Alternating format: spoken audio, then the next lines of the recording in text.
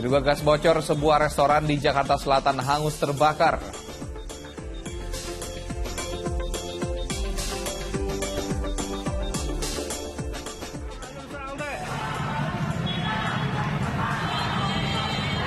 Tawuran dua kelompok diduga geng motor resahkan warga.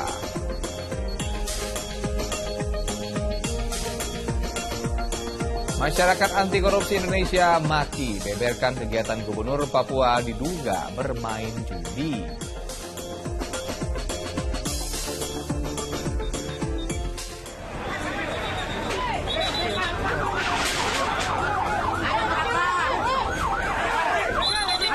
Duga remblong truk hantam motor, pohon dan warung, 4 orang tewas.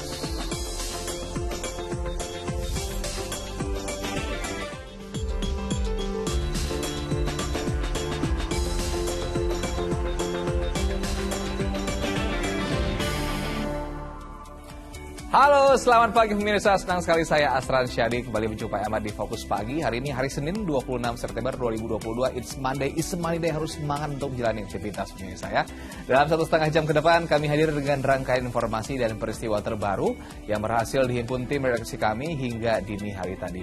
Langsung saja kita ke informasi yang pertama pemirsa. Ini ada diduga alami remblong truk menabrak motor, pohon dan warung yang berada di Jalan Raya Banyuwangi, Jawa Timur. Akibatnya 4 orang tewas di lokasi kejadian.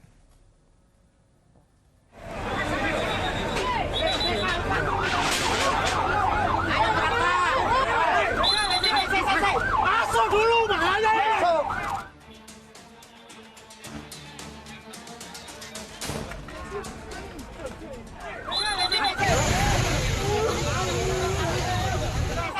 Masuk dulu makanya. Hiruk pikuk warga terjadi di kawasan Simpang 3 Sukowi di Banyuwangi, Jawa Timur.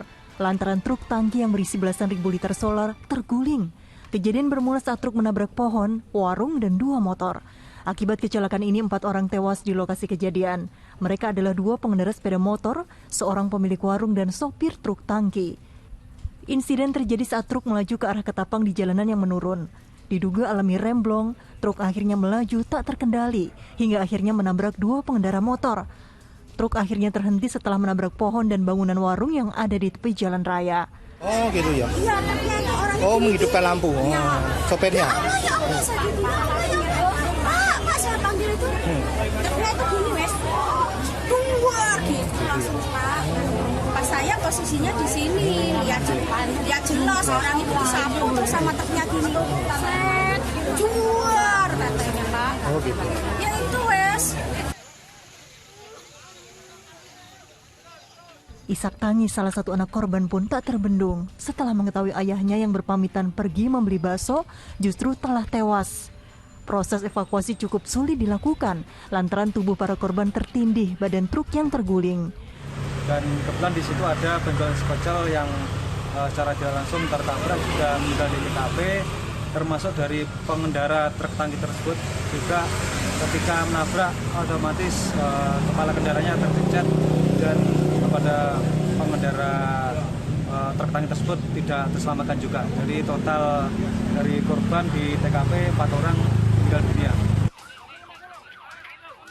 4 jenazah dibawa ke RSUD Belambangan, sementara truk beserta 2 sepeda motor yang ringsek dibawa polisi untuk keperluan penyelidikan. Taufik Ferdiansyah melaporkan dari Banyuwangi, Jawa Timur.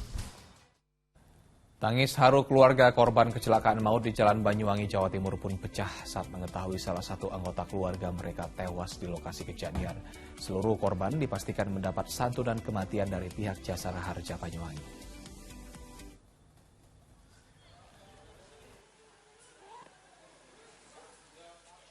Air mata Sulipah tak terbendung saat mengetahui adik sepupunya yang bernama Abdul Qadir menjadi korban kecelakaan maut di kawasan Simpang 3 Sukowidi, Banyuwangi. Abdul merupakan sopir truk tangki yang tewas di lokasi kejadian usai tubuhnya terjepit kabin kendaraan yang ringsek setelah menabrak warung hingga akhirnya terguling. Selain Abdul, ada 3 korban lain yang juga tewas dalam kecelakaan ini. Ketiganya merupakan pemilik warung, pengendara sepeda motor, dan sopir ojek daring. Ratusan sopir ojek daring pun memadati kamar jenazah RSUD Belambangan untuk mengantar jenazah rekan mereka ke rumah duka yang selanjutnya dimakamkan. Sementara, Pihak Jasa Marga Cabang Banyuwangi memastikan akan memberikan santunan kepada seluruh korban tewas dalam kecelakaan maut ini. Jadi dari kasus kecelakaannya ini semua dijamin oleh Jasa Raja. Untuk korban meninggal dunia kita jamin, sedangkan yang untuk korban luka-luka juga akan kita jamin. Kalau ada biaya perawatan di rumah sakit kita bantu maksimal sampai dengan 20 juta rupiah. Sedangkan yang meninggal dunia kami berikan santunan kepada ahli waris yang sah, santunan sebesar 50 juta rupiah. Dari hasil olah TKP pihak Satlantas Polresta Banyuwangi, kecelakaan ini diakibatkan rem truk bermuatan 16.000 liter solar industri ini tak berfungsi, sehingga menabrak sejumlah pohon, warung nasi, dan 3 orang warga. Kecelakaan di Simpang 3 Sukowidi ini sudah sering kali terjadi. Rata-rata, kendaraan yang terlibat kecelakaan mengalami remblong saat melintas di jalur menurun Jalan Argopuro yang berbelok arah menuju arah Pelabuhan Ketapang. Taufik Ferdiansyah melaporkan dari Banyuwangi, Jawa Timur. Kecelakaan beruntun terjadi di Jalan Raya Madiun, Surabaya, tepatnya di Desa Bagi, Kabupaten Madiun, Jawa Timur, Minggu sore. Akibatnya seorang pengendara mobil tewas, sementara 3 lainnya terluka.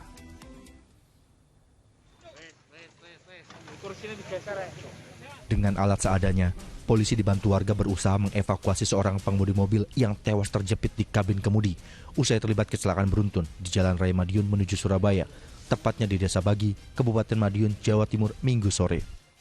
Korban diketahui bernama Sugeng Haryanto, 50 tahun, warga Kelurahan Ngegong, Kecamatan Manguharjo, Madiun. Setelah berhasil dikeluarkan, jasad korban langsung dibawa ke Rumah Sakit Umum Daerah Ceruban.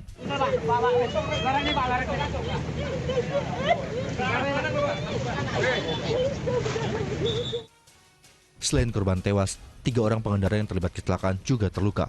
Mereka langsung dilarikan ke Rumah Sakit Dr. Sudono Madiun. Peristiwa berawal saat minibus yang melaju dari arah Madiun menuju Surabaya berusaha mendahului kendaraan di depannya. Diduga berjalan terlalu ke kanan, minibus menabrak mobil dan sepeda motor yang datang dari arah berlawanan. Kendaraan Arab tersebut di depannya ada kendaraan yang mengerem mendadak. Kemudian karena jarak yang tidak terlalu cukup, akhirnya diputar ke kanan melewati bahu jalan tengah. Kemudian terjadilah crash dengan kendaraan sedan tersebut. Kasus kecelakaan ini kini dalam penanganan unit Laka Lantas Polres Madiun.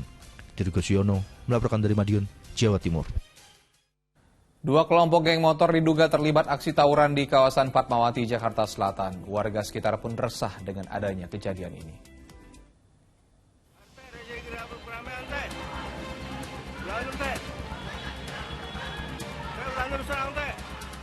Video amatir warga merekam detik-detik 2 kelompok geng motor yang diduga terlibat aksi tawuran di depan Komplek Keuangan Cilandak, Jakarta Selatan. Nampak, kedua kelompok saling serang hingga masuk ke dalam komplek. Kedua kelompok saling serang menggunakan batu. Akibatnya, kaca pos keamanan komplek pecah. Tawuran geng motor yang lagi ngumpul-ngumpul itu. Oh gitu. Nah ini pecahnya kenapa nih Bang? Pas apa? Disambit? Ya mungkin dilempari batu sama tawuran motor itu. Gak ada yang tahu, cuman malam jam 3. Belum diketahui penyebab pasti terjadinya aksi tawuran. Warga yang resah dengan aksi tawuran berharap agar dilakukan patroli ketat oleh petugas kepolisian. Johan Teruna melaporkan dari Jakarta. Diduga akibat kebocoran selang kompor gas, sebuah restoran di kawasan Blok M Kebayoran Baru, Jakarta Selatan hangus terbakar. Kerahkan sejumlah mobil pemadamnya, petugas pun berjuang keras menjinakkan si jago merah yang terus membara.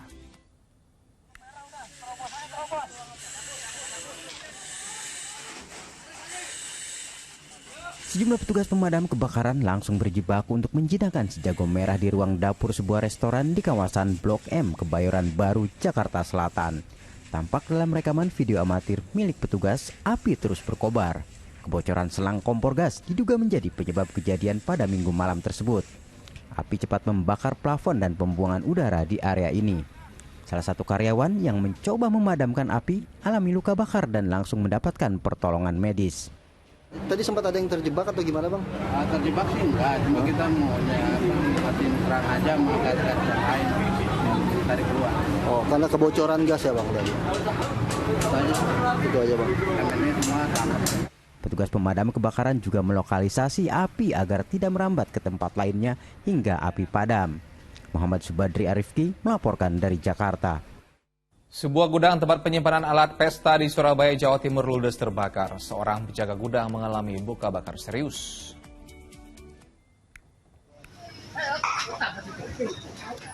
Kobaran api yang membakar gudang milik sebuah event organizer di Jalan Pisas, Peloso Timur, Surabaya, Minggu siang membuat para pekerja panik.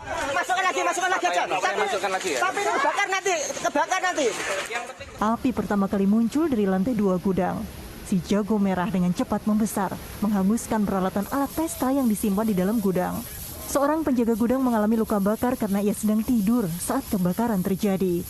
Yang luka kebakar 1, langsung dibawa ke sana. Parah apa seperti apa? Apanya? Kondisinya? Waduh, udah lemas Pak. Udah kebakar, pokoknya udah sakit, panas. Mereka lagi tiduran. Petugas damkar dari Pemkot Surabaya yang menerjunkan 14 mobil damkar mengalami kesulitan menuju lokasi karena akses jalan yang sempit. Setelah 1 jam berjibaku, petugas akhirnya bisa memadamkan api. Dugaan sementara, penyebab kebakaran akibat korsleting listrik. Awal tadi teman-teman dari Pemadam datang, itu api ada di lantai 2. Pas dicek di atas, lantai 2 itu memang banyak piranti-piranti komputer ya, kayak barang-barang elektronik yang di sana. Dugaan sementara dari situ. Dugaannya apa dan? Konsleting atau? Dugaan konsleting. Korban luka dilarikan ke rumah sakit untuk mendapatkan perawatan intensif. Ari Purwanto melaporkan dari Surabaya, Jawa Timur. Sebuah paket meledak di asrama polisi Grogol, Sukoharjo, Jawa Tengah. Akibatnya seorang anggota kepolisian yang menerima paket tersebut mengalami luka parah. Ledakan ini terjadi di asrama polisi Grogol Indah, Kabupaten Sukoharjo, Jawa Tengah, Minggu sore yang diduga berasal dari sebuah paket kardus. Ledakan melukai seorang polisi berpangkat brigadir kepala yang menerima paket tersebut. Ledakan terjadi sekitar pukul 6 sore saat paket dibuka. Korban luka kemudian dilarikan ke Rumah Sakit Indriatis Solo Baru, lalu dirujuk ke Rumah Sakit Muwardi Surakarta. Sejumlah personil BRIMOB bersenjata lengkap tetap bersiaga di sekitar tempat kejadian. Sementara Kapolda Jawa Tengah Irjen Polisi Ahmad Lutfi memastikan ledakan di asrama polisi bukan sebuah teror, melainkan paket berisi serbuk hitam bahan petasan, hasil razia yang dibawa pulang ke rumah oleh petugas.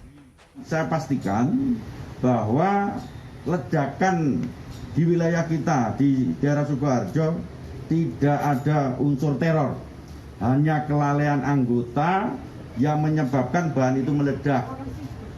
Kita belum bisa memastikan lalai karena korban dalam hal ini anggota masih dalam kondisi sakit di rumah sakit. Seperti diketahui, ledakan terjadi di asrama polisi di Telukan Sukoharjo Minggu petang hingga menghebohkan warga. Pasalnya sempat ada dugaan ledakan berasal dari sebuah bom. Seorang polisi berpangkat Bribka luka serius dan kini masih menjalani perawatan di Rumah Sakit Dr. Muwardi Solo.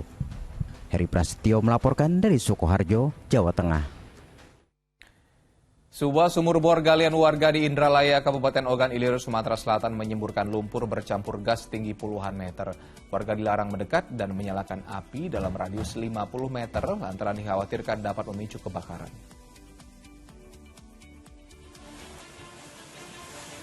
Lumpur disertai bau gas menyengat ini menyembur dari sebuah sumur bor galian warga di Kelurahan Indralaya Indah, Kecamatan Indralaya, Kabupaten Ogan Ilir, Sumatera Selatan.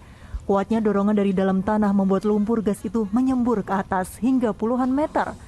Awalnya sumur bor itu digali untuk memenuhi kebutuhan air warga. Warga dilarang mendekat dan menyalakan api dalam radius 50 meter lantaran dikhawatirkan dapat memicu kebakaran. Saya mengimbau kepada masyarakat sekitar untuk tidak mendekati, dan kepada Menara Fitra tadi sudah disampaikan untuk radius 50 meter jangan mendekat karena berpotensi akan menimbulkan percikan api. Pihak Pertamina Prabu Muli dan Pemkab Ogan Ilir masih menyelidiki semburan lumpur bercampur gas tersebut. Namun Pertamina Prabu Muli memastikan tidak ada gas beracun. Dari tim Pertamina EP Prabu Muli itu tidak ada ini gas yang berbahaya di sini. Cuman itu gas itu bisa menimbulkan percikan api. Mencegah hal-hal yang dapat membahayakan jiwa, lokasi itu akan tetap disterilkan hingga situasi dinilai benar-benar aman.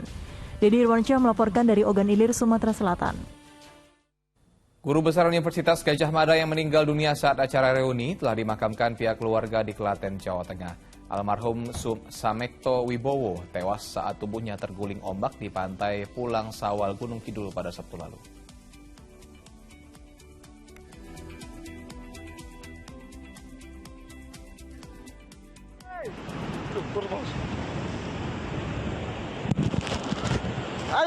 ayo. Tim SAR berupaya menyelamatkan 2 wisatawan yang terseret ombak besar di pantai Pulang Sawal Gunung Kidul, daerah istimewa Yogyakarta. Petugas pun berjibaku menerjang gelombang laut yang tinggi. 2 wisatawan yang merupakan guru besar Fakultas Kedokteran UGM itu berfoto bersama dengan latar belakang Laut Selatan dalam acara reuni. Petaka terjadi ketika gelombang laut datang menerjang hingga keduanya tergulung ombak. Salah satu korban yang berpegangan pada tebing berupaya menyelamatkan rekannya. Namun naas pegangannya terlepas hingga nyawa Samakto Wibowo tak terselamatkan. Jadi saya berusaha menolong ya. Mungkin sekali saya jatuh, nolong lagi, jatuh lagi. Terus waktu yang terakhir dia sudah jauh terbawa. Langsung memberi pertolongan. Kurang lebih sudah terseret sampai 20 hingga 30 meter. Kita berusaha menggunakan tali atau tambang lempar, kita evakuasi menepi dan kita bawa menepi, kita kasih bantuan pernafasan. Tim SAR mengimbau kepada para wisatawan yang berwisata di pantai Pulang Sawal Gunung Kidul untuk memperhatikan peringatan dari BMKG perihal ancaman ombak dan gelombang laut selatan Pulau Jawa dalam beberapa hari ke depan. Sementara itu, Minggu siang suasana haru mengiringi proses pemakaman almarhum Samakto Wibowo yang merupakan guru besar Fakultas Kedokteran, Kesehatan Masyarakat dan Keperawatan UGM di Ceper, Klaten, Jawa Tengah. Jenazah dimakamkan di pemakaman keluarga. Tim Liputan melaporkan. Sejumlah perahu nelayan karam akibat hantaman gelombang setinggi 3 meter di pantai Puger, Jember, Jawa Timur. Meski 4 abaikannya selamat, kerasnya benturan mengakibatkan badan perahu hancur.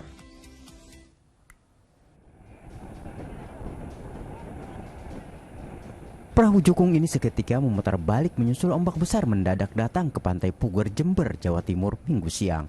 Meski nahoda berhasil membalikkan laju perahu, terjangan ombak sempat menggulung bagian belakang perahunya. 2 perahu pun kecelakaan di perairan ini meski 4 ABK-nya selamat. Kerasnya terjangan ombak mengakibatkan perahu-perahu tersebut hancur dan hanya menyisakan puing-puing.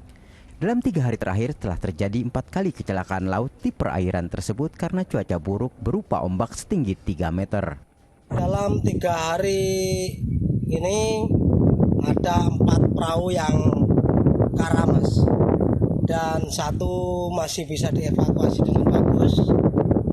Yang 3 hancur total. Apabila cuaca tidak memungkinkan, mohon dapatnya jangan melaut terlebih dahulu. Utamakan keselamatan. Kalau terpaksa harus melaut, gunakan alat keselamatan yang maksimal. Cuaca buruk berupa angin kencang dan gelombang tinggi diperkirakan masih berlangsung hingga akhir September ini. Tommy Iskandar melaporkan dari Jember, Jawa Timur. Seorang kakek terperosok masuk ke dalam sumur sedalam 12 meter di Klaten, Jawa Tengah. Proses evakuasi korban cukup dramatis karena korban sempat terjebak di dasar sumur selama 3 jam. Awas, tahan. Ojo banter, ojo bentul. Dengan hati-hati, petugas berusaha mengevakuasi kakek Sukisno. Meski sempat tersangkut, Sukisno akhirnya bisa dikeluarkan dari sumur. Yo lagi. Proses evakuasi korban warga Ngawen, Klaten ini berlangsung cukup dramatis. Perlu waktu lebih dari 2 jam sebelum korban akhirnya bisa dikeluarkan dari dasar sumur sedalam 12 meter. Kita penyelamatan memakai teknik vertical rescue, Mas. Dengan teknik rope. Kondisi korban sadarkan diri. Untuk cedera kira-kira tadi di kaki kanan. Menurut warga, korban tengah berada di samping sumur saat tiba-tiba lantainya ambrol. Tiba-tiba terperosot karena itu tidak tahu ada lubang. Dampaknya dari air ya masuk sedikit-sedikit, lama-lama jadi lubang besar. Tidak tahunya kita dilewati dia, Pak Sukisno, ambrol masuk ke dalam sumur. Meski sempat terjebak lebih dari 2 jam di dasar sumur, nyawa korban bisa diselamatkan. Korban lalu dilarikan ke rumah sakit untuk mendapat perawatan medis. Krisna Agung melaporkan dari Klaten, Jawa Tengah. Seorang nenek di Magetan, Jawa Timur tewas terpelosok ke dalam sungai sedalam 50 meter. Sulitnya medan membuat evakuasi jenazah berlangsung dramatis.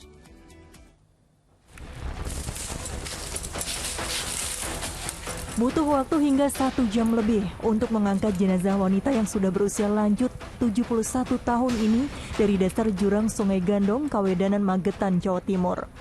Sulitnya medan membuat petugas harus menuruni tebing terjal dengan menggunakan tangga dari bambu yang biasa digunakan untuk mencari ikan di sungai. Proses evakuasi medan sulit karena berada di tebing di sekitaran Sungai Gandong, tepatnya di Desa Sugiharjo, RT 16 RW 4. Kecamatan Kawedanan. Sulitnya seperti apa, Pak? Sulit karena medannya di tebing, tinggi. Nah, kita membutuhkan evakuasi menggunakan alat vertikal. Sebelumnya jasad warga Desa Pingku, Kecamatan Bendo itu ditemukan oleh warga yang sedang mencari ikan. Tubuhnya telentang dengan kaki tersangkut di pohon. Dugaan sementara ia terperosok ke jurang saat mencari jalan pulang ke rumah.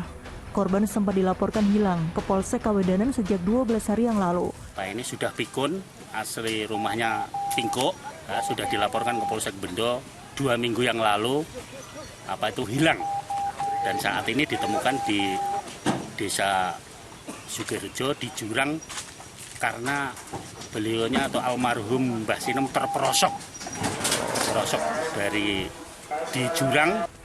Jenazahnya langsung dibawa ke RSUD Dr. Sayyidaman Magetan. Dirgo Siono melaporkan dari Magetan, Jawa Timur. Masyarakat Anti Korupsi Indonesia atau MAKI membeberkan kegiatan Gubernur Papua Lukas NMB yang diduga bermain judi di Singapura, Malaysia, dan Filipina sesuai foto-foto yang kini beredar di media sosial. Dalam foto, tampak pria yang diduga Lukas NMB bermain judi di beberapa kasino dalam ruang VIP.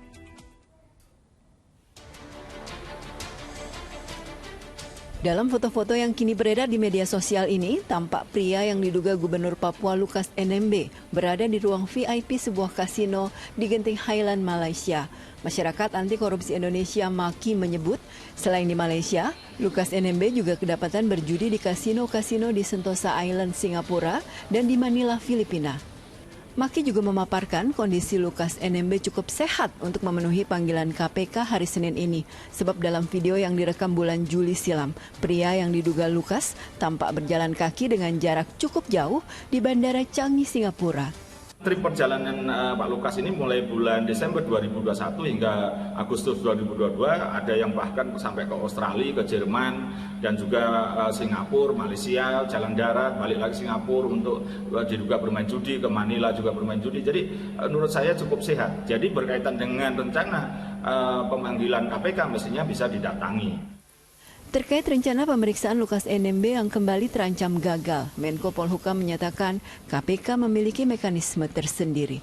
Panggil 1, 2, 3, panggil paksa, DBU, kan gitu urutannya. Jadi panggil aja dulu baik-baik, kan belum tentu tidak datang gitu. Seumpama datang, itu apakah perlu dibantarkan ke rumah sakit atau tidak dan sebagainya, nanti KPK udah punya mekanisme sendiri. Lukas NMB melalui kuasa hukumnya Jumat lalu menyatakan sedang sakit sehingga tidak bisa memenuhi panggilan penyidik KPK hari Senin ini. Lukas bahkan meminta izin Presiden Jokowi pergi ke luar negeri untuk berobat. Sebelumnya Lukas juga sempat dijadwalkan menjalani pemeriksaan KPK pada 12 September silam namun tidak hadir. Tim Liputan Indosiar melaporkan dari Jakarta dan Surabaya. Polda Papua menyiapkan 1.800 personel untuk mengantisipasi unjuk rasa terkait pemanggilan kedua Gubernur Papua Lukas NMB. Selain personel, langkah antisipasi lain juga dilakukan polisi, diantaranya patroli siber untuk menangkal informasi bohong yang beredar terkait pemeriksaan KPK. Polda Papua akan menyiagakan sekitar 1.800 personel termasuk 3 kompi Brimob Nusantara jelang pemanggilan Gubernur Lukas NMB untuk diperiksa di Gedung Merah Putih KPK Jakarta. Langkah tersebut untuk mengantisipasi apapun yang terjadi di kota Jayapura serta di Provinsi Papua pada umumnya. Selain menyiapkan personel, polisi juga mengambil langkah lain termasuk patroli siber guna menangkal informasi hoax yang banyak beredar terkait pemeriksaan Gubernur Lukas NMB. Surat pemanggilan Gubernur NMB merupakan surat panggilan kedua setelah pada 12 September 2022 lalu, Lukas NMB tak menghadiri panggilan KPK untuk diperiksa sebagai kapasitas sebagai saksi. Kita itu ini atas namakan untuk apa?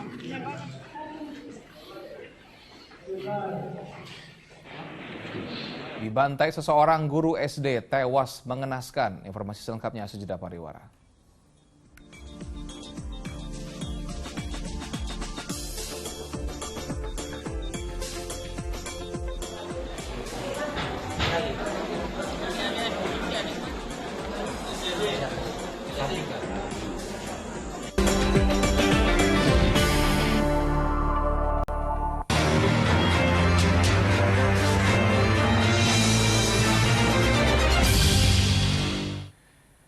Anda kembali Fokus Pagi bersama saya Asran Syadi. Video seorang oknum kepala desa di Grobogan, Jawa Tengah menenggak minuman keras menghebohkan masyarakat luas. Kepala desa itu pun membenarkan sosok dirinya itu, namun ia menyangka telah menenggak minuman keras di dalam mobil yang sedang melaju. Inilah video yang memperlihatkan seorang diduga oknum kepala desa menenggak miras dalam mobil yang sedang melaju. Sesekali ia bercanda dengan teman-temannya di dalam mobil. Video ini menghebohkan masyarakat luas dan jagat maya. Farhudin, Kades Saban, Kecamatan Gubuk, Grobogan membenarkan jika sosok di dalam video adalah dirinya. Namun ia menyangkal telah menenggak miras dan kejadian tersebut hanya candaan.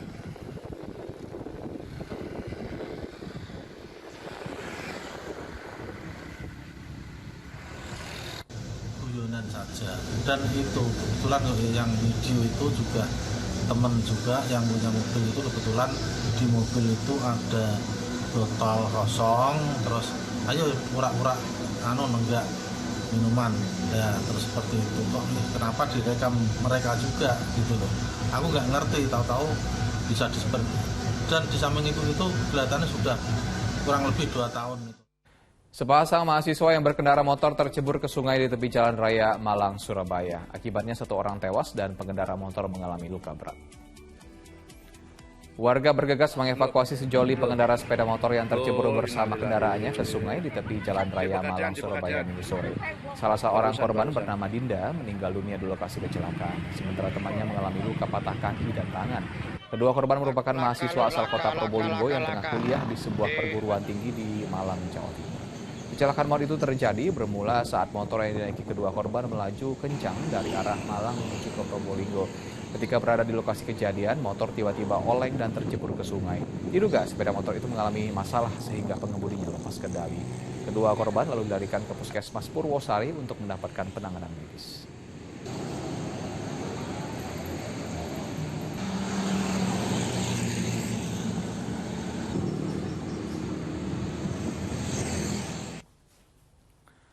Kerangka manusia ditemukan di sebuah lahan bekas kebun tebu di Subang, Jawa Barat. Usai ditimpulkan dan diidentifikasi petugas, jasad manusia yang telah terbentuk tulang belulang itu dievakuasi ke RSUD Subang.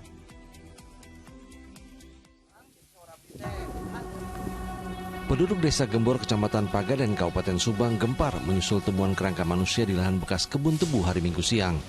Lantaran penasaran, sejumlah petani yang sedang bekerja pun berbondong-bondong datang untuk melihat. Susunan tulang belulang yang ditemukan masih cukup lengkap disertai dengan pakaian yang diduga milik korban. Dugaan sementara korban berjenis kelamin laki-laki. Kerangka manusia ditemukan secara tidak sengaja oleh petani penggarap kebun bernama Wawan Herdiawan. Wawan yang sedang mencari kayu untuk membuat sebuah saung kaget saat menemukan kerangka manusia ini. Saya pas mau ke bawah aja mau ngambil kayu buat ngeluh, lihat kerangka, lihat tulang belulang.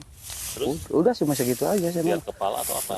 Kepala lihat yang pertama lihat tulang yang kayak tengkorak ikan lele, terus lihat tulang tangan sama kaki. Sudah itu lihat pas dilihat ke bawah, paling bawah ada tengkorak. Udah cuma segitu sih. Petugas dari Polsek Pagaden yang datang ke lokasi langsung memeriksa penemuan kerangka dan mengevakuasinya ke RSUD Subang. Polisi mengimbau masyarakat yang kehilangan anggota keluarganya agar segera datang dan melapor ke Polsek Pagaden Subang. Zainal Arifin melaporkan dari Subang, Jawa Barat.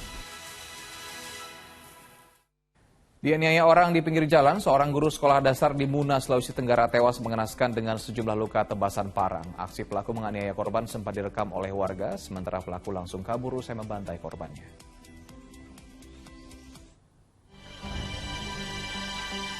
Guru sekolah dasar bernama La Sapas ini tewas dengan sejumlah luka sabetan parang di kepala dan tubuhnya.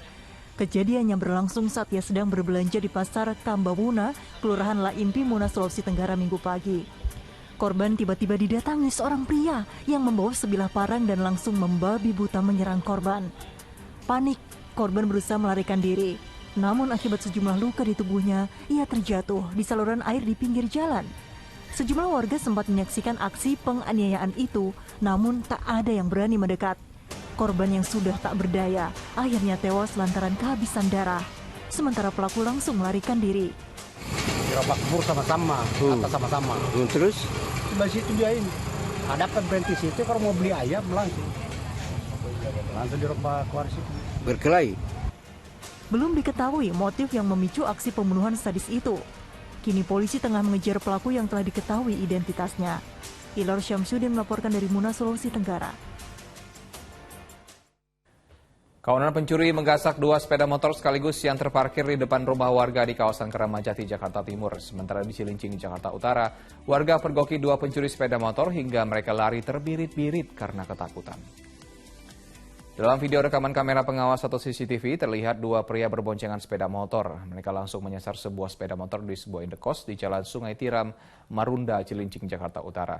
Saat akan kabur, muncul korban yang turun dari lantai atas rumah indekos memergokinya. Mereka pun panik dan langsung meninggalkan sepeda motor korban hingga terjatuh.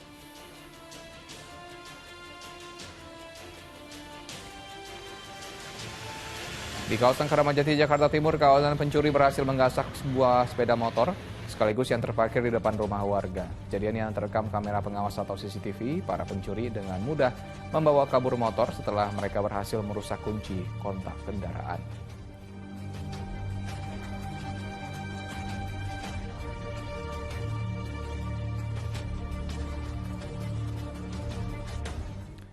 Penghuninya tengah tertidur lelap sebuah rumah di Palembang, Sumatera Selatan disatroni pencuri. Pelaku yang diduga masuk ke dalam rumah melalui jendela kamar mandi hanya berhasil mengodol sebuah ponsel.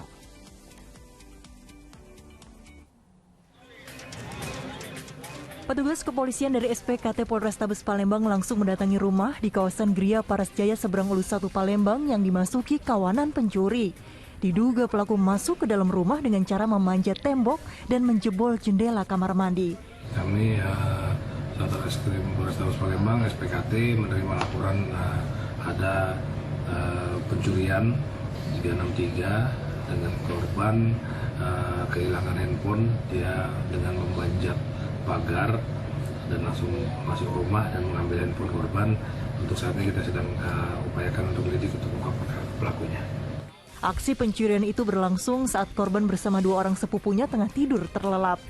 Korban baru mengetahui rumahnya dibobol pencuri saat melihat jendela kamar mandi rusak.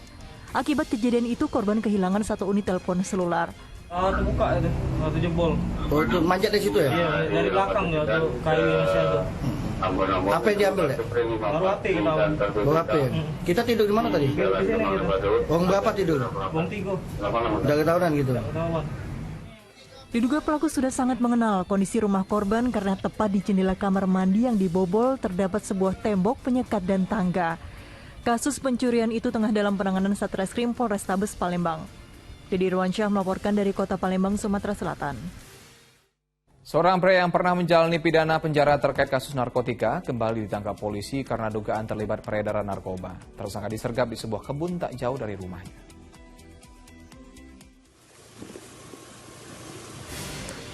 Tim Opsnal Satuan Reserse Narkoba Polres Payakumbuh menggerebek sebuah rumah yang ditinggali oleh seorang yang diduga bandar narkoba.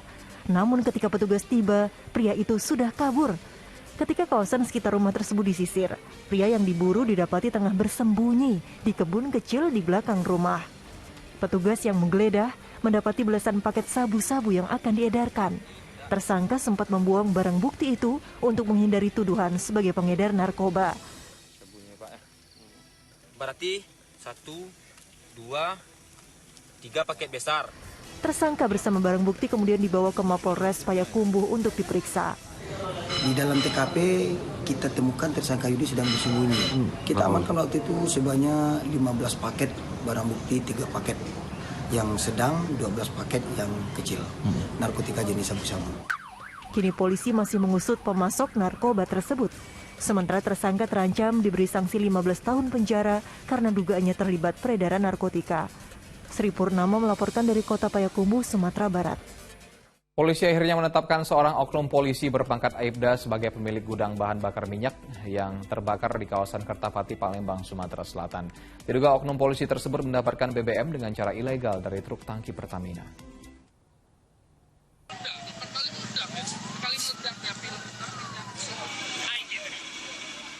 Gudang penampungan bahan bakar minyak ilegal yang terbakar di kawasan Jalan TPA Keramasan Kertapati Palembang pada 22 September 2022 ini ternyata milik seorang oknum anggota polisi yang bertugas di Polda Sumatera Selatan berinisial Aibda S. Polisi akhirnya menetapkan Aibda S sebagai tersangka. Usai ditetapkan sebagai tersangka, petugas dari unit Propam Polrestabes Palembang langsung melakukan penahanan terhadap Aibda S. Aibda S yang akan ditahan selama 30 hari ke depan dinilai telah melakukan pelanggaran kode etik profesi. Bahkan, Aibda S diduga telah melakukan penggelapan BBM bersubsidi. Modusnya, ia mengambil minyak dari mobil tangki Pertamina secara ilegal dan ditampung di sebuah lahan milik tersangka.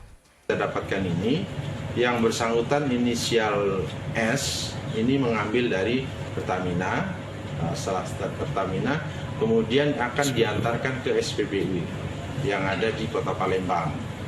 Nah, pada saat di tengah jalan, yang bersangkutan mampir ke lokasi tersebut, dikencingkan atau dikeluarkan. Jadi di sini ada penggelapan terhadap barang tersebut, yaitu BBM solar. Kebakaran yang melanda gudang penampungan BBM ilegal ini mengakibatkan rumah dan 10 unit mobil milik Aibda S serta 3 rumah warga terbakar. Tidak ada korban jiwa dalam insiden ini. Kasusnya akan terus dikembangkan polisi, termasuk kemungkinan adanya pihak lain yang terlibat. Dedi Irwansyah melaporkan dari Palembang, Sumatera Selatan. Sejumlah pemuda yang sedang nongkrong di kawasan Tangerang Selatan diperiksa polisi karena dicurigai terlibat balap liar. Karena tempat mereka berkumpul biasanya menjadi salah satu lokasi digelarnya balap liar.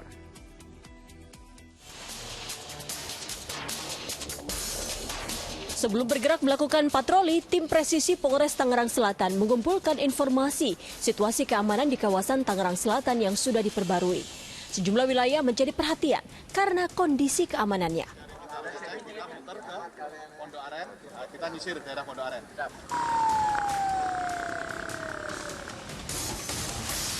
Ketika tim presisi menyusuri wilayah Pondok Aren, didapati seorang pengendara motor yang tiba-tiba memutar balik lalu berkendara melawan arus lalu lintas. Halo Pak, kami dari tim presisi Polres Tangerang Selatan.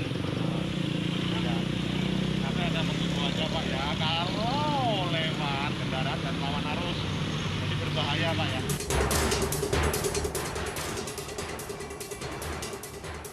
Patroli yang dilanjutkan hingga tiba di kawasan Geraha Raya didapati sekelompok remaja yang tengah asik nongkrong di tepi jalan.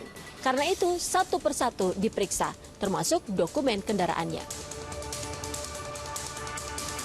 Karena hasil pemeriksaan tidak ada indikasi melakukan pelanggaran hukum, petugas lalu mengimbau mereka untuk segera pulang agar tidak menjadi sasaran aksi kejahatan.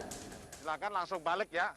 Tim presisi Polres Tangerang Selatan baru saja merazia para pemuda yang masih berkumpul di pinggir jalan di kawasan Pondok Aren Tangerang Selatan. Tepatnya pada malam hari ini mereka ini masih berkumpul saja di pinggir jalan dan ternyata saat dicek kartu identitas ini mereka masih banyak yang di bawah umur.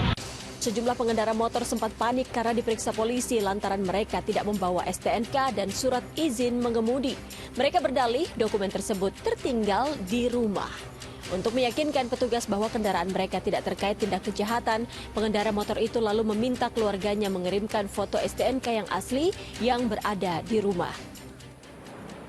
Surat-suratnya nggak bawa juga ya? Nggak bawa Pak, di rumah orang. Harus dibawa besok, harus STNK, SIM, sama kelengkapannya harus dilengkapin. Ya. Gimana Pak? Jadi apa nih? Ada razia apa nih Pak temuannya? Jadi kita melihat anak-anak remaja pada nongkrong, nanti kita lihat kendaraannya pada nggak lengkap, nanti kita pertanyakan untuk surat-surat kelengkapan kendaraannya. Mereka sudah menghubungi keluarganya untuk minta nomor STNK-nya. Ini sudah kita dapatkan, ternyata ada STNK-nya, emang cuma kurang lengkap aja, ya kita perintahkan mereka untuk melengkapi kendaraan ini, yaitu terutama plat nomor harus ada. Karena ini ada beberapa motor ini nggak ada plat nomornya, nggak dilengkapi STNK.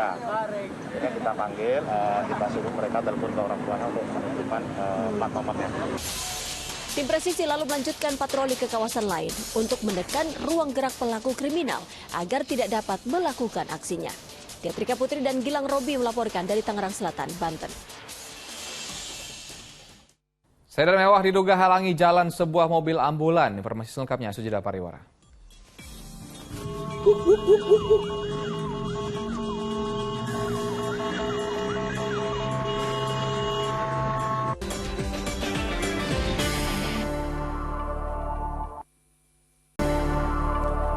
Anda kembali Fokus Pagi bersama saya Asran Syarif. Pemirsa, sebuah Medan mewah menghalangi jalan sebuah ambulan di kawasan Popongan, Kabupaten Karanganyar, Jawa Tengah tersebar luas di dunia maya.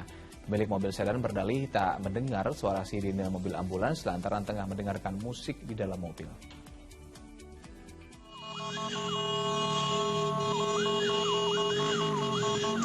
Inilah rekaman video saat sebuah mobil sedan mewah tak memberi jalan sebuah ambulans yang tengah membawa pasien menuju rumah sakit meski sudah membunyikan klakson dan sirine di kawasan Popongan, Kabupaten Karanganyar. Pengendara mobil sedan berwarna hitam ini nampak enggan memberikan jalan pada mobil ambulans. Setelah beberapa kilometer, pengemudi mobil sedan akhirnya memberi jalan kepada mobil ambulans.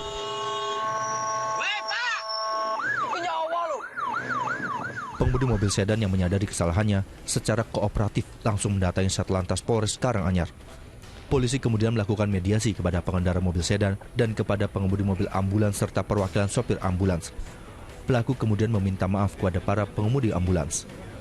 Pengendara mobil sedan menampik tudingan menghalangi jalan ambulans. Pria berusia 28 tahun ini berdalih tak mendengar sirene dan klakson mobil ambulans lantaran tengah mendengarkan musik di dalam mobil. Volumenya gede, saya tidak mendengarkan bahwasanya di belakang ada ambulans. Saya meminta maaf untuk kejadian tersebut. Di mana untuk pasal 134 ada beberapa kendaraan yang harus diberikan prioritas. Yang pertama damkar, kemudian yang kedua ambulan, yang ketiga kendaraan pribadi yang mengangkut orang sakit dan terlibat laka lantas, kemudian kendaraan lembaga negara, kemudian lembaga kendaraan asing. Kami himbau kepada seluruh warga masyarakat untuk apabila menjumpai kendaraan tersebut untuk memberikan prioritas. Terkait permasalahan ini, kepolisian memfasilitasi permasalahan selesai secara kekeluargaan. Polisi tidak melakukan penilangan lantaran surat-surat pengemudi mobil sedan lengkap. Heri Prasetyo melaporkan dari Karanganyar, Jawa Tengah. Korban tewas kecelakaan maut di ruas tol Ungaran Bawen bertambah 1 menjadi 6 orang. Kecelakaan diduga sopir minibus yang mengantuk menabrak bagian belakang truk yang ada di depannya. Setelah sempat dirawat intensif di RSUD Dr. Gondo Suwarno, Ungaran, Kabupaten Semarang, 1 dari 7 korban luka-luka kecelakaan maut di ruas tol Ungaran Bawen pada kilometer 438 akhirnya meninggal dunia pada Minggu pagi. AKP Dwi Himawan, Kasat Lantas Polres Semarang mengatakan korban bernama Sri Sapta berusia 62 tahun menemui ajalnya sekitar pukul 6 pagi. Jasad korban langsung diberangkatkan ke Pasuruan untuk dimakamkan. Dengan bertambahnya 1 orang meninggal dunia, total korban meninggal kecelakaan maut saat ini menjadi 6 orang. 4 orang masih menjalani perawatan.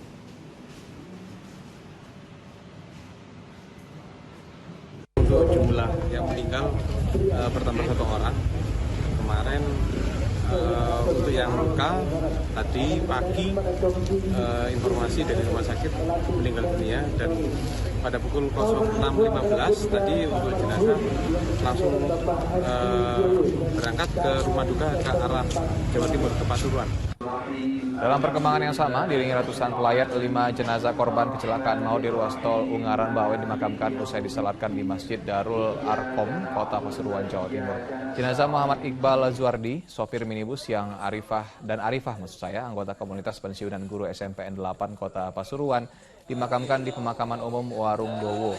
Sedangkan jasad Evi Kristina, guru SMPN 8 Kota Pasuruan, dan Santoso, penumpang minibus berusia 67 tahun, dimakamkan di pemakaman umum Bugul Kidul.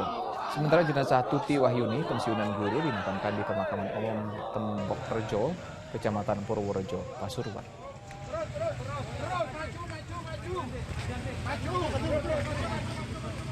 Sabtu lalu kecelakaan maut terjadi di jalan tol Semarang-Solo ruas Ungaran Bawen, tepatnya di kilometer 438 Desa Derekan, Kecamatan Pringapus, Kabupaten Semarang, Jawa Tengah. Diduga sopir minibus mengantuk menabrak bagian belakang truk. Korban tewas dan luka-luka, di seluruhnya ada 8 sopir dan penumpang minibus.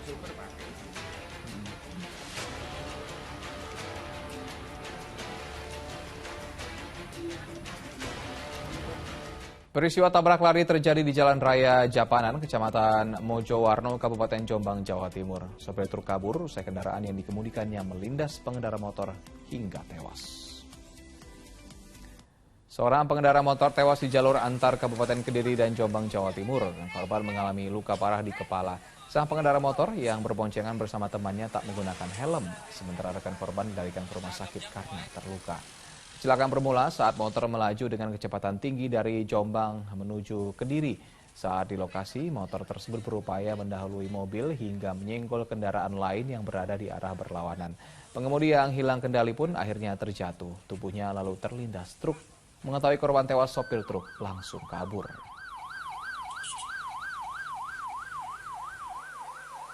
Terus hendak mendahului, di depannya ada sebuah truk, terus yang pengemudinya itu jatuh ke sebelah kanan, yang digonceng itu jatuh ke sebelah kiri, sehingga pengemudinya itu terlindas. Aparat kepolisian membongkar praktik penimbunan pupuk bersubsidi di Jember, Jawa Timur. Hasilnya sebanyak 3 ton pupuk subsidi berhasil diamankan.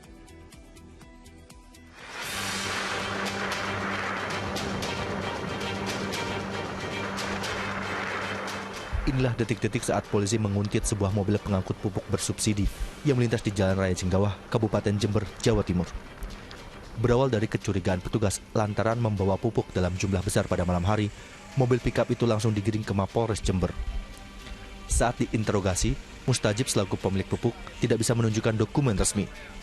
Mustajib juga bukan seorang pengecer atau agen yang memiliki kewenangan mendistribusikan barang di bawah pengawasan itu ke pihak lain.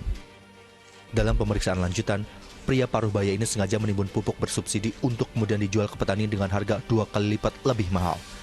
Mustajib menjual pupuk bersubsidi secara ilegal dengan harga mencapai Rp480.000 per kintal. Padahal, sesuai harga eceran tertinggi, harga pupuk hanya di kisaran Rp242.000 per kintal. Untuk barang bukti kita temukan 3 ton pupuk subsidi dengan berbagai jenis, baik dari urea maupun poska. Selanjutnya, info terakhir masih ada sisa atau penimbunan yang dilaksanakan pelaku di rumahnya sendiri di Antirogo. Nanti akan kita lakukan pengembangan lebih lanjut. Ingat, subsidi juga langka sekarang. Kasusnya kini masih dikembangkan polisi. Selain akan menyita barang bukti pupuk yang masih ditimbun di gudang rumahnya, pengembangan juga untuk menelusuri siapa jaringan pemasok sehingga kebutuhan utama petani itu justru beredar secara ilegal. Tommy Iskandar melaporkan dari Jember, Jawa Timur. Kantor Koperasi Simpan Pinjam Inti Dana Semarang yang menjadi titik awal operasi tangkap tangan KPK dengan tersangka Hakim Agung Sudrajat Dimyati ternyata sudah lama tak beroperasi. Kantor sudah tidak beraktivitas sejak akhir Mei 2022 karena dinyatakan pilot berdasarkan putusan Mahkamah Agung.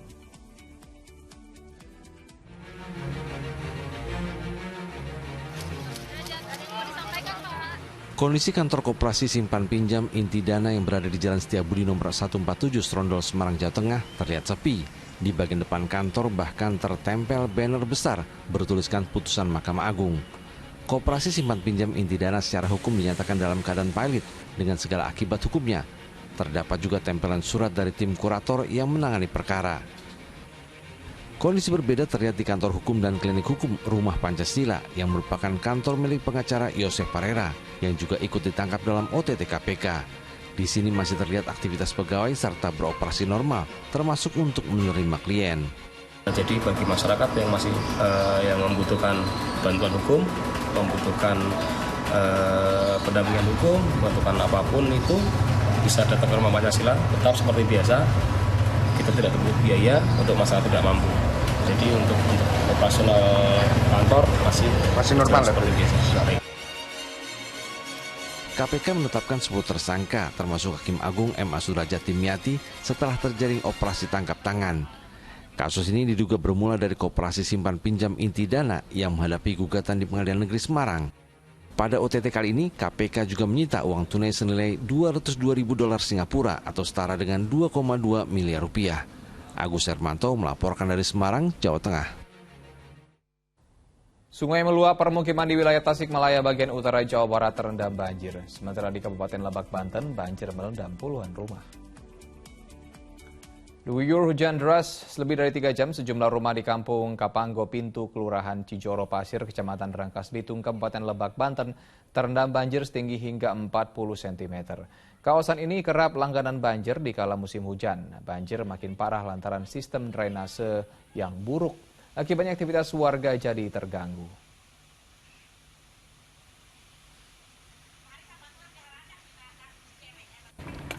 Sementara itu hujan dengan intensitas tinggi yang mengguyur wilayah Lebak Selatan mengakibatkan Sungai Cimadur yang mengalir di Desa Bayah Timur, Kabupaten Lebak meluap. Bahkan meningkatnya debit air sungai mengakibatkan jembatan di desa tersebut rusak. Ambrolnya pondasi di ujung jembatan mengakibatkan akses jalan menuju dua desa yaitu Desa Bayah Timur dan Desa Cimancak terhambat. Jembatan hanya bisa dilalui kendaraan roda 2 saja, itu pun pengendara harus ekstra hati-hati. Jembatan ini merupakan akses penting warga di dua desa untuk melakukan berbagai aktivitas.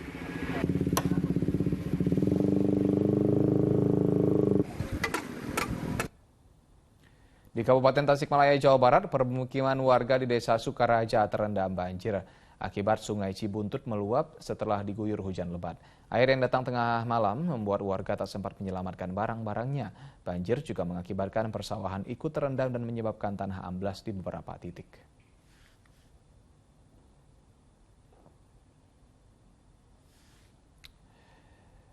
Bagi para dog lovers, perlombaan anjing bisa menjadi kegiatan mengisi akhir pekan. Ada ratusan anjing lucu dan menggemaskan yang ikut berbagai macam lomba.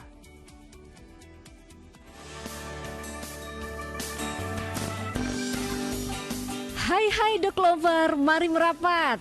Nih lihat, ada yang seru-seru, anjing yang super duper lucu banget. Ada Alaskan Malamute, si kecil Pomeranian alias Mini Pom yang bikin gemes banget.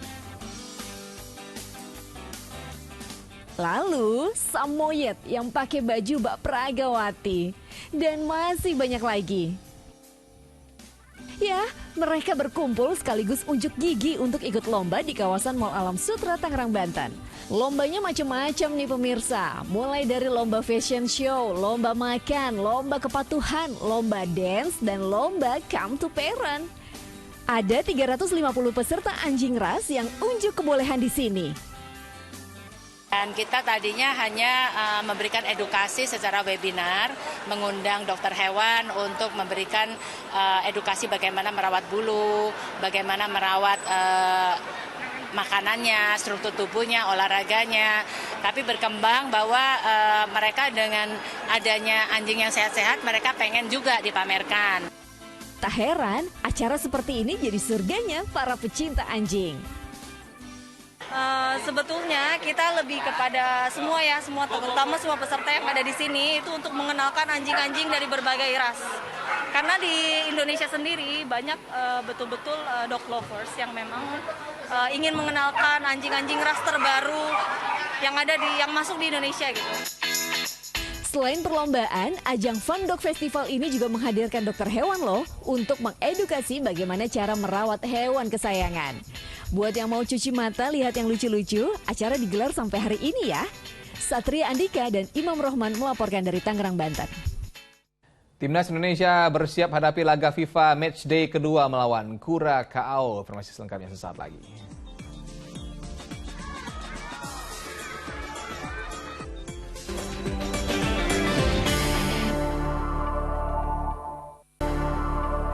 Anda kembali Fokus Pagi bersama saya Asran Syadi. Pemirsa, diduga alami remblong truk menabrak motor, pohon, dan warung yang berada di Jalan Raya Banyuwangi, Jawa Timur. Akibatnya 4 orang tewas di lokasi kejadian. Masuk dulu, bahaya.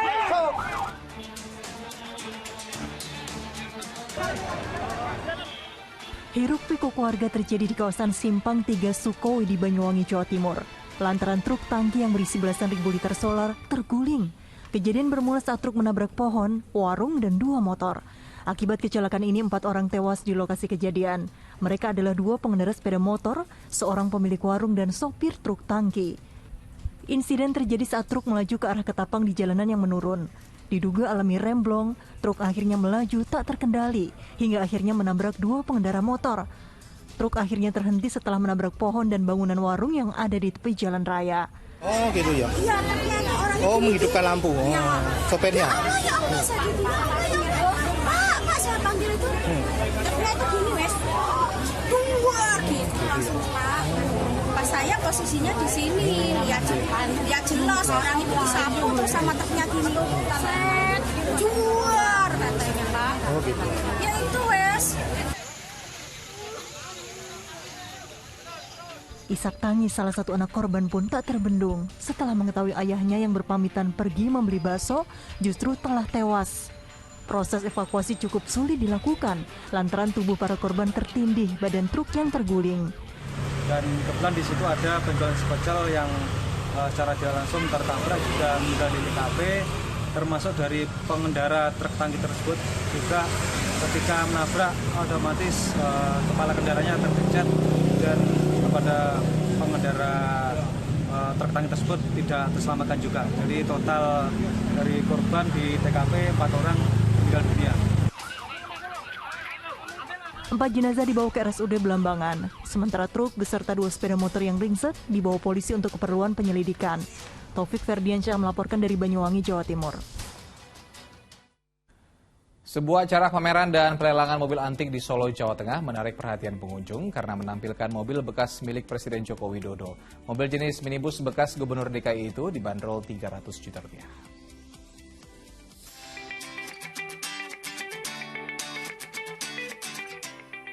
Beragam mobil kuno ini ditampilkan dalam pameran mobil antik di Loji Gandrung, rumah dinas Wali Kota Solo, Jawa Tengah pada Minggu pagi. Tak hanya mobil kuno, ada juga mobil yang menarik perhatian pengunjung, yakni mobil bekas milik Presiden Joko Widodo. Mobil berwarna perak dan hijau tua buatan tahun 1995 itu akan dilelang mulai dari harga Rp300 juta. Mobil tersebut dijual Joko Widodo saat terpilih menjadi Gubernur DKI Jakarta. Uang hasil lelang mobil akan didonasikan untuk pembangunan tempat ibadah di Wonogiri. Ini milik PT DKI Solo Raya. Kita mau melelangkan mobilnya Pak X Jokowi ini, di mobil pribadi Pak Jokowi, yang rencana hasil lelangnya ini mau kita buat untuk membangun tempat ibadah.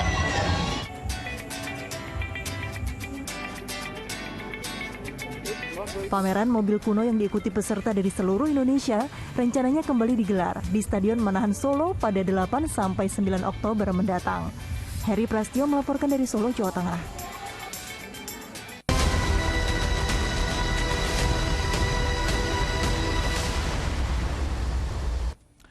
Dari lanjutan laga Liga 2 di wilayah Barat, pemimpin klasemen sementara PSMS Medan akan menjalani laga sengit kala menjamu Semen Padang. Target 3 poin diusung tim Ayam Kinantan demi mengamankan posisi di puncak klasemen.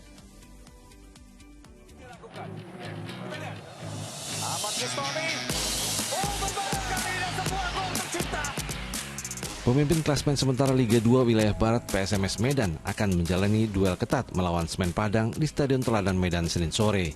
Kepercayaan diri tinggi diusung tim Ayam Kinantan yang belum terkalahkan dalam 5 laga terakhir. Apalagi dalam laga terakhir, tim kebanggaan publik Medan berhasil memetik kemenangan penting 4-3 di markas PSPS Riau. Kemenangan menjadi harga mati demi menjaga peluang lolos ke kasta tertinggi. Intinya kami siap memberikan yang terbaik dan kami akan bermain dengan karakter kami agresif, dinamis, dan teamwork untuk memenangkan pertandingan. Dan tidak lupa kami meminta doa dan dukungan kepada semua supporter PSMS Medan. Mari kita hijaukan teladan, kita jaga marwah teladan, 3 poin harga mati. Terima kasih. Meski begitu, PSMS Medan tak ingin menganggap enteng tim Kabo Sirah yang mengincar kemenangan demi merangsek ke posisi 2 klasemen sementara. Tuti Aloya Lubis melaporkan dari Medan, Sumatera Utara. Usai memetik kemenangan pada laga Sabtu lalu, Timnas Indonesia langsung bersiap menghadapi laga kedua FIFA Matchday melawan Curaçao yang akan digelar Selasa besok. Tanpa dinampingi pelatih Sintayong, tim nasional Indonesia menggelar latihan pemulihan fisik di Stadion Sidolik, Kota Bandung, Minggu siang. Latihan kali ini bertujuan untuk memulihkan kondisi fisik para pemain usai menjalani laga sengit melawan Curaçao yang dimenangi tim Garuda dengan skor 3-2 pada Sabtu malam lalu. Sejumlah penggawa timnas Garuda tampak serius menjalani sesi latihan. Timnas Indonesia akan kembali menggelar pertandingan kedua kontra Curaçao dalam laga FIFA Matchday pada Selasa esok 27 September di Stadion Pakansari, Bogor.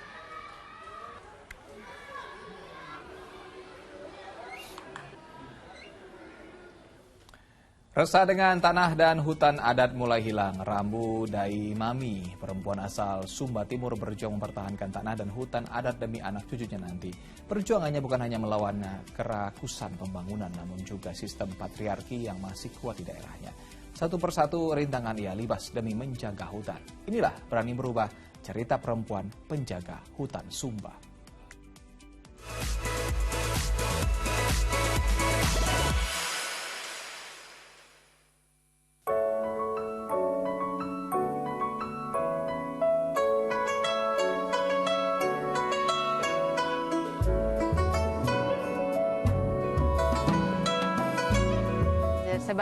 Selain sebagai ibu rumah tangga, saya juga adalah seorang perempuan yang suka melakukan beberapa hal. Di antaranya saya melakukan aktivitas sebagai pendamping lapangan.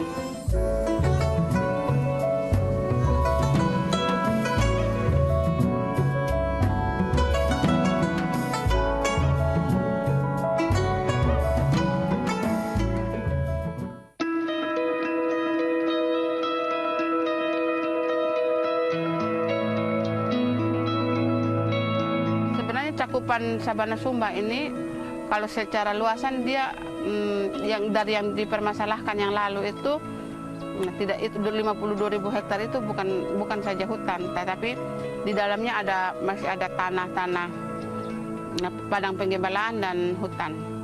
Kenapa saya bersama masyarakat adat berjuang mempertahankan tanah dan hutan? Karena sebenarnya kalau prinsip saya saat ini adalah tanah atau hutan yang ada saat ini itu adalah bukan milik kita, tetapi adalah milik generasi kita. Jadi kalau bukan kita yang jaga saat ini, siapa lagi? Sumba Timur adalah daerah yang kering. Jika hutan itu sudah habis, sebenarnya ajaib sebenarnya di tengah tanah yang kering di Sumba Timur itu sendiri masih ada sumber mata air, walaupun hutannya tidak terbilang banyak. Wamang sama tua wamang pameliling teh kuah. Saya saat ini memang sedang mendampingi beberapa anggota kelompok tenun yang khusus melakukan menenun dengan pewarna alam. Nah, tadinya banyak di sini yang menggunakan pewarna kimia atau benang yang sintesis begitu. Tetapi cara saya menyadarkan masyarakat agar tetap bergantung terhadap alam itu tetap menggunakan pewarna alam. Penjualan saya untuk melakukan dalam proses pemasaran itu saya kadang tidak menjual langsung di Wengapu tetapi saya posting di media, ada di Instagram, di Facebook untuk mencari pembeli yang ada di luar. Dalam perjuangan ini banyak saya alami, tapi tidak membuat saya lantas diam untuk tidak berjuang. Justru tantangan dan rintangan itu membuat saya menjadi semangat dan membuat saya berani berubah.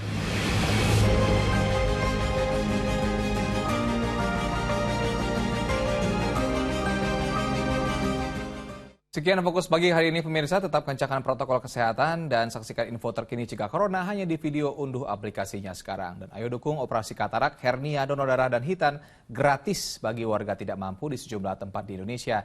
Sampaikan kepedulian Anda melalui rekening BCA di nomor 162-633-8888 atas nama Yayasan Pudi Amal Peduli Kasih, karena kepedulian kita harapan mereka. Usaha Fokus Pagi jangan lewatkan untuk menyaksikan program Mega Series Panggilan. Wakil tim yang bertugas, saya Asra jadi pamit. Selamat pagi, selamat beraktivitas. Sampai jumpa.